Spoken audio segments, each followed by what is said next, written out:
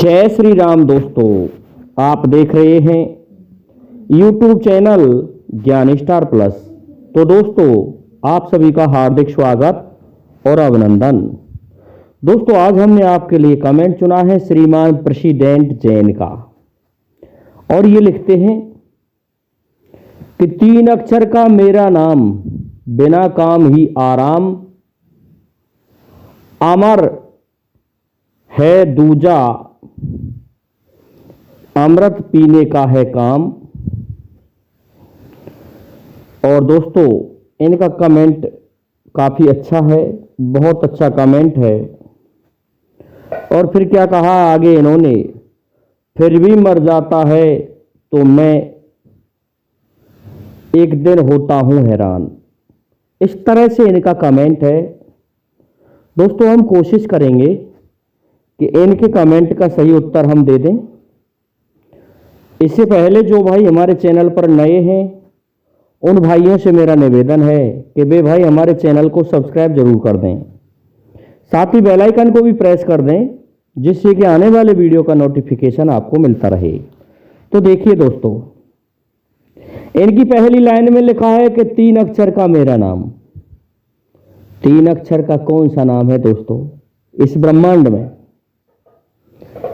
आप सभी ने सुन रखा है कि ये जब प्रकृति नहीं थी, ये ब्रह्मांड नहीं था, ये संसार नहीं था, ये दुनिया नहीं थी, तो उससे पहले क्या था? उससे पहले ओम, जिसे ओंकार परमात्मा कहा गया है,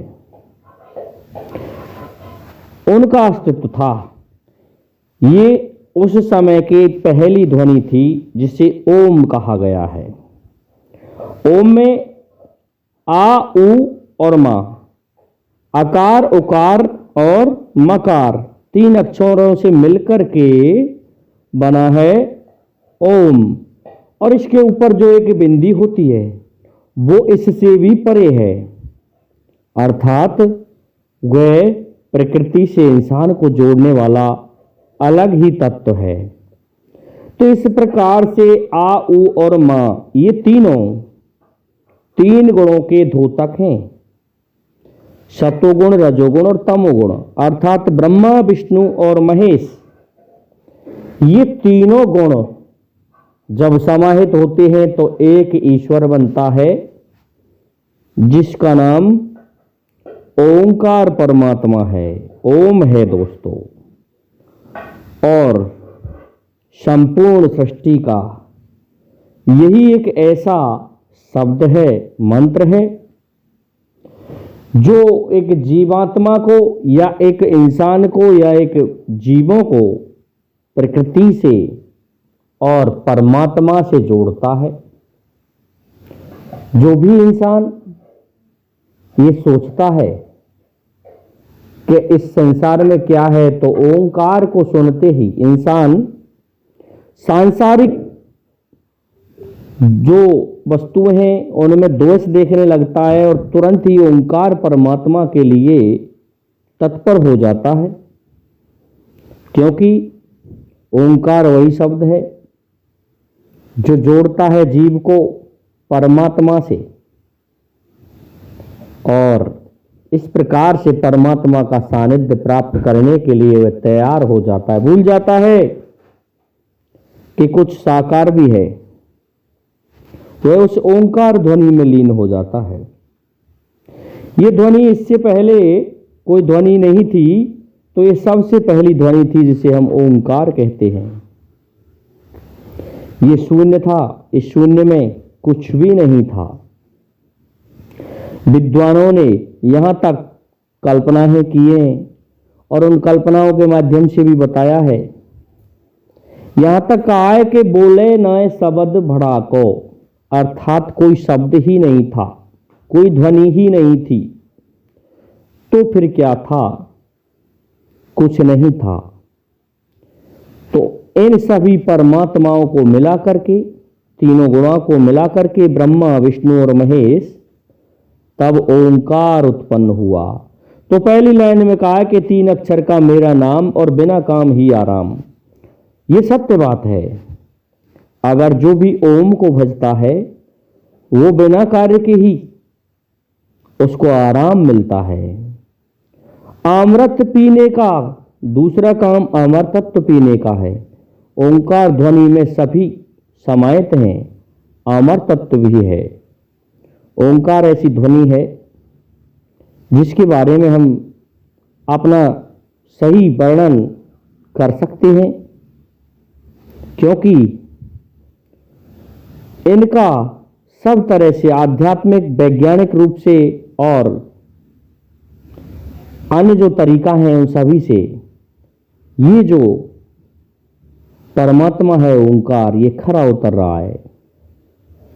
हम देखते आ रहे हैं कि हमारे मंडूकोपनिषद में और यहाँ तक दत्तात्रेय द्वारा भी ओंकार का यही वर्णन किया गया है। ये उपनिषद जो हैं इनमें तीनों गुणों को समाहित करने का एक तात्विक विवेचन किया गया है। तो ओम आपका वह नाम हुआ जो कि 3 अक्षरों से मिलकर के बना है, अकार, उकार और मकार, और बिंदी इन सभी से परे, अर्थात इन तीनों गुणों को मिलाकर के जो बिंदी आती है वो ओंकार परमात्मा हुआ। तभी तो ब्रह्मा, विष्णु और महेश तीनों गुणों के अलग अलग देव माने गए हैं। लोग समझते हैं कि भगवान विष्णु ही सब कुछ हैं, या भगवान महादेव ही सब कुछ हैं, या भगवान ब्रह्मा ही सब कुछ हैं। ऐसा नहीं है। इनके लिए 3 विभाग अलग अलग दिए गए हैं। उन विभागों के मंत्री हैं ये। सत्यता तो ये है कि इन तीनों को मिला के कौन सा परमात्मा बना? वह परमात्मा बना ओम।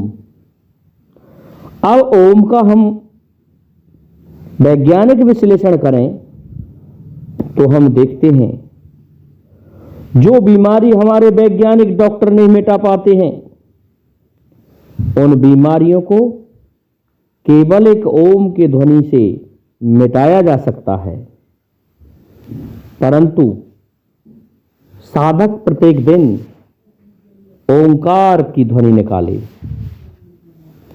सबसे पहले ओम आया, उसके बाद में 7 करोड़ मंत्र और भी आए, जिसमें पहला अक्षर ओम होता है और देवताओं के लिए समाहित होता है। जिस भी देवता का नाम होता है उसका वह मंत्र बन जाता है। तो मैं समझता हूं श्रीमान प्रेसिडेंट जैन जी, ये ओंकार ही आपकी पहली लाइन का उत्तर है। और दूसरी लाइन में अब वो हैरान कब होता है? हैरान जब होता है कि जो व्यक्ति ओंकार को नहीं भज के और फिर भी मर जाए, तो फिर उसे हैरानी होती है, क्योंकि ओंकार अपने आप में अमर तत्व लिए हुए है। ये ध्वनि समाप्त होने वाली नहीं है, ये अमर है। इसका काम अमृत पीने का ही है। तो ये संसार में कुछ अमर है तो वो ये ध्वनि है जिसे हम ओम कह करके निकालते हैं लंबे स्वरों में। वह ध्वनि अमर है। वही सभी गुणों को, सतोगुण, रजोगुण, तमोगुण, तीनों गुणों को समाहित किए हुए है। और सृष्टि रचना में बहुत से लोगों ने अपने अपने भजन बनाए हैं। यहां तक तो ओम हो गया, ओंकार हो गया, जिसे निराकार परमात्मा भी कहा गया है, जिसका कोई आकार नहीं था। लेकिन ओम से ये सार्थकता आ गई। उसके पश्चात ये सृष्टि हमारे यहाँ जो हम देख रहे हैं कुछ भी, वो दिखाई देने लगी। अभी जो व्यक्ति नष्ट होता है वो इसी ओंकार में समाहित होता है, क्योंकि प्रकृति के सभी गुण इसी में समाहित हैं। संपूर्ण पृथ्वी, ब्रह्मांड, प्रकृति इसी में समाहित है। इसलिए ओंकार अमर है। वह अमर तत्व है, बिना काम के ही इसे आराम मिल जाता है। आप ओम की ध्वनि निकालिए तो आपके शरीर के समस्त अंग एक वाद्य यंत्र की तरह कार्य करने लगेंगे और आपकी जो ऊर्जा है वो आध्यात्मिक ऊर्जा अलग ही प्राप्त होती है। तो मैं समझता हूं श्रीमान प्रेसिडेंट जैन जी, आपको आपकी इस पहेली का उत्तर मिल गया होगा। इसलिए अब आप सभी से मेरा निवेदन है कि आप हमारे इस वीडियो को लाइक, शेयर और सब्सक्राइब कीजिए। साथ ही बेल आइकन को भी प्रेस कर दीजिए, जिससे कि आने वाले वीडियो का नोटिफिकेशन आपको मिलता रहे। दोस्तों, जय हिंद, जय भारत, जय जय श्री राधे, जय जय श्री राम।